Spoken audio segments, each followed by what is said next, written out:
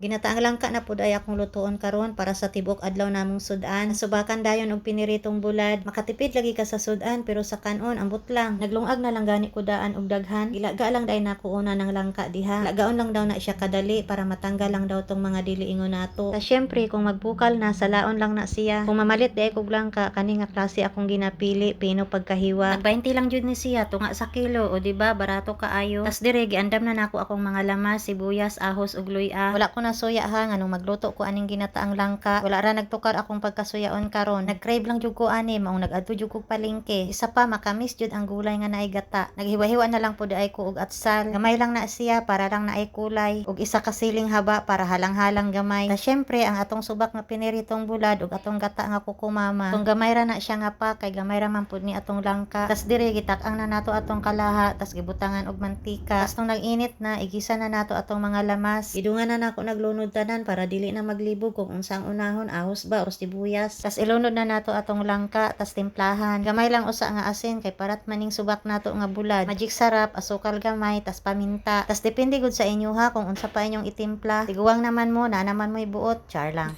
Tas ilunod na day nato atong subak bulad na nga pandawa na prito na na siya. Tas syempre ang atong gata ilunod na pud nato o di ba? Mao pagani paglunod sa gata lami na kaayo ihukad og kanon. Gidungagan lang pud ay nako nagtubig gamay. Kay gusto nako tong naisabaw para sa among bata. Syempre kung magluto gani ka tilawan jud na nimo. Gidungagan na lang pud ay nako nag-asin kay medyo tab-ang man. Mao na jud ni nga gata akong ginapalit kukumama. Kay pwede ra nimo ma-stock pag gusto ka kung kanus-an nimo lutuon. Dili parehas atong fresh nga kinahanglan lutuon jud nimo dayon. Less hassle pa dili na ka magpuga. Maglibog pa ka kung asa nimo ibutang ang sapal sa basurahan ba or sa pasawan. Tas kung magpuga pa ka manggawas pa na imong kamagulangang ugat. Luto na jud siya maghukad na jud ko. Para lang ni sa ako kay among bata humanag kaon. Ang maldita bahala siya tiguang na siya. Dili pud ko sure kung mukaon siya ani. Magluto ra na siya sudan niya kung dili siya mukaon ani. O di ba ang bulad sa jud. Mao bitaw maglisod kog diet basta bulad ang sudan. Magsige na lang jud kog ingon og ugma na lang sunod na lang. Hantod nga wala na jud diet mahitabo.